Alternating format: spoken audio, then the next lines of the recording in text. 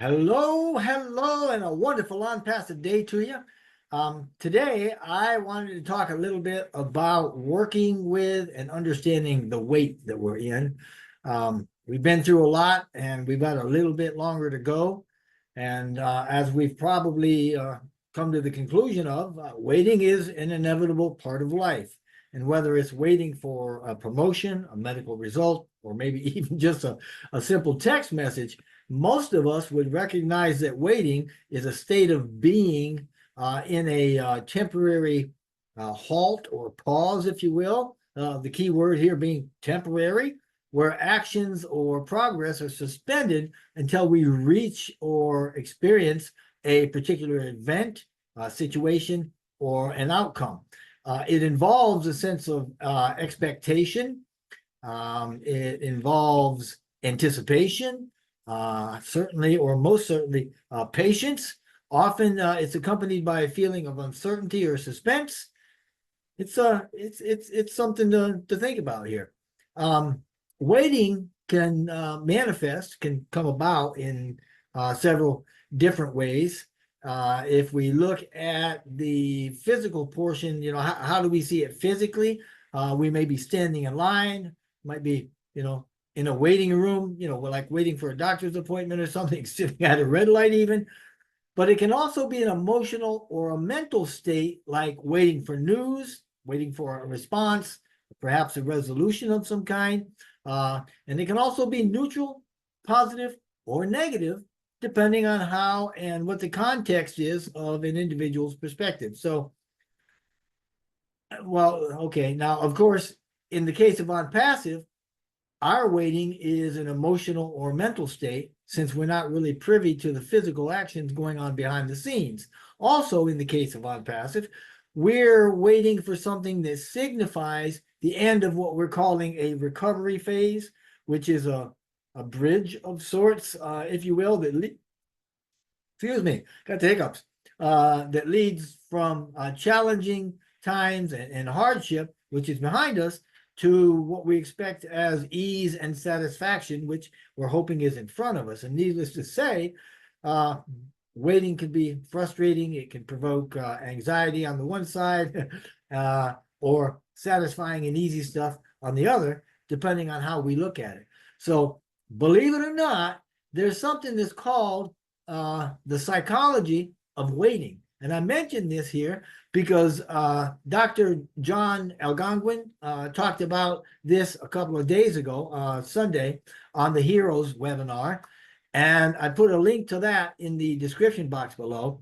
Now, the psychology of waiting, rather, is a study of how people perceive and react to waiting, and how these perceptions and reactions are influenced by certain factors, if you will. And these factors can include quite a few things. They can include the length of wait, right? The longer the wait, the more likely we're able to, or probably will feel, negative emotions like boredom, frustration, anger. You get fed up with things as a sort. There's also uncertainty. People are more likely to feel negative emotions if they don't know how long they have to wait, or if they're not certain about certain timelines or deadlines. There's also the factor of fairness. People are more likely to feel negative emotions if they feel like they're being treated unfairly, such as when they see others getting ahead of them in line. Now, that doesn't necessarily ring true or hold true for us in Onpassive right now, but it's still out there in the grand scheme of things. There's also the value of service, where people might find that waiting is easier if they feel like the end product or the end expectation that they get has a lot of value to it. Obviously, that is something we're waiting for with Onpassive. We know that we've got a lot of value in what we're doing. The type of wait can also bear in on how we react to it. Unoccupied time, right? Time that we're just kind of sitting around focusing on the waiting.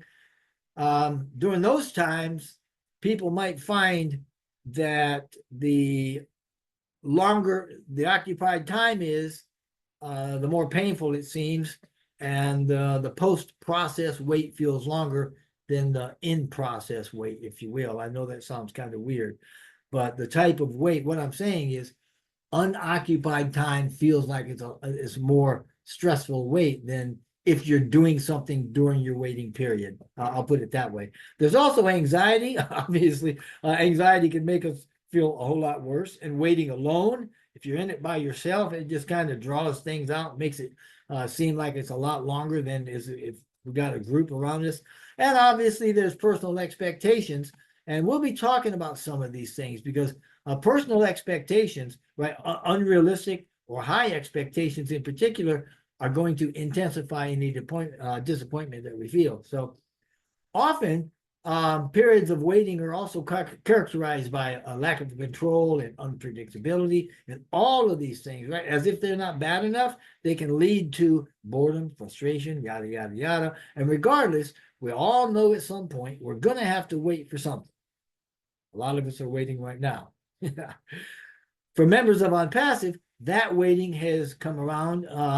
It's become a familiar part of our journey as we navigate through a recovery phase over the next few months or so. But what exactly are we waiting for? Well, we're waiting for the OES, actually Onpassive in general, to come back online. We're waiting for things to happen like the implementation of the payment processing systems and the release of products for sales to members and sales in the public sector. Now, primarily, we want to have some practical solutions to the needs in our lives, right? Those products and solutions from Onpassive offer. But ultimately, with regard to personal finance, we're waiting to receive commissions from those sales so we can get on with our lives, on with our plans. And now I suspect at the earliest, we're going to see these things happening towards the end of the year. And I say this because we know how Mr. Mufareh works, methodically and with quality. He doesn't just throw something together and hope it flies.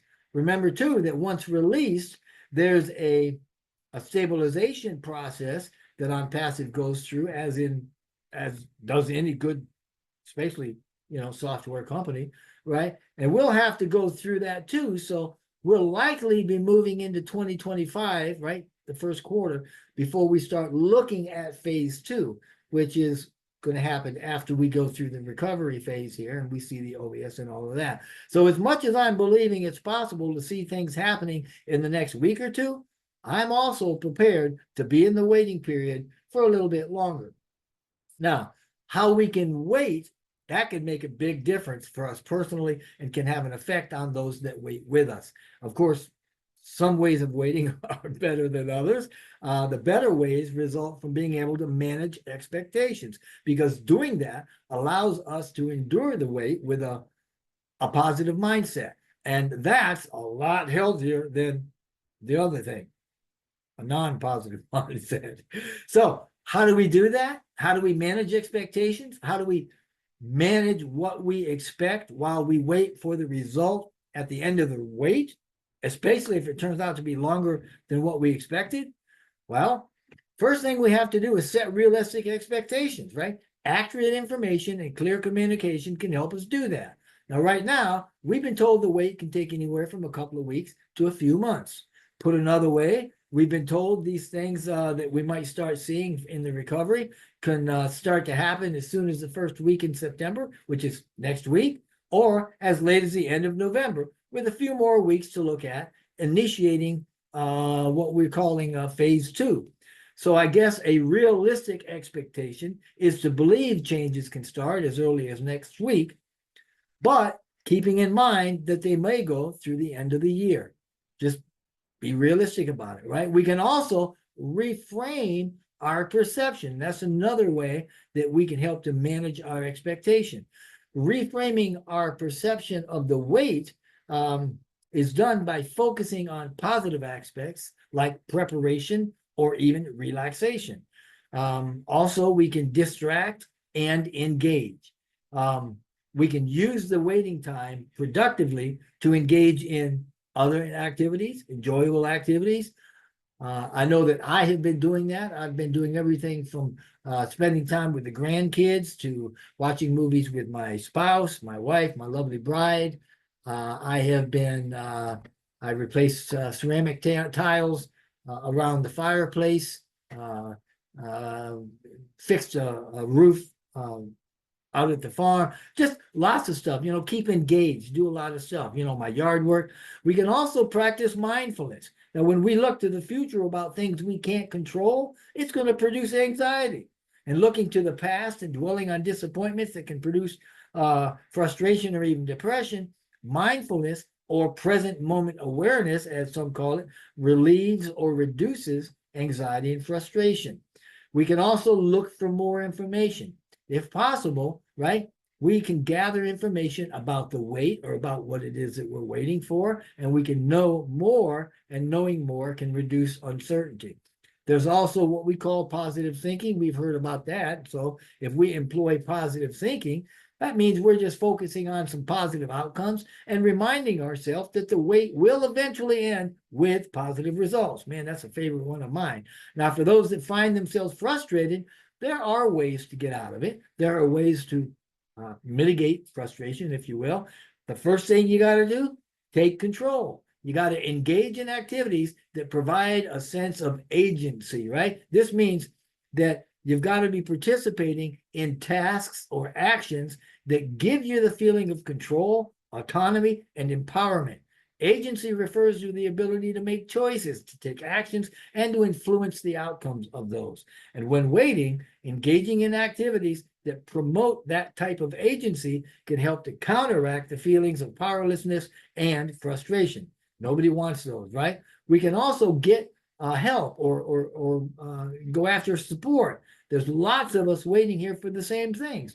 Reaching out for social support from others, other members, other founder members, even if you will, can alleviate some negative emotions because you can get together and all of you can lift each other. There's also a way of practicing patience, and that can help us to get out of the frustration, developing self-compassion and understanding.